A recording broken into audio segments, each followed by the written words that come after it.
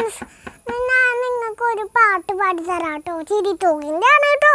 അത് നിങ്ങൾ കേട്ടിരിക്കണം.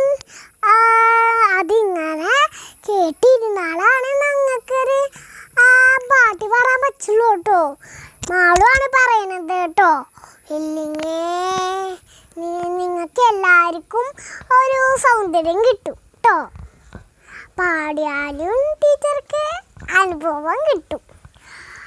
ചിരി തൂകും അതന്നെയാണ് കേട്ടോ. ചിരി തൂകും പോവിൻ്റെ നിറമോലും വഴകുകൾ അണിഞ്ഞൊരു രാജകുമാരി നീ വരുന്നു വന്നുവിൽ കനവിൽ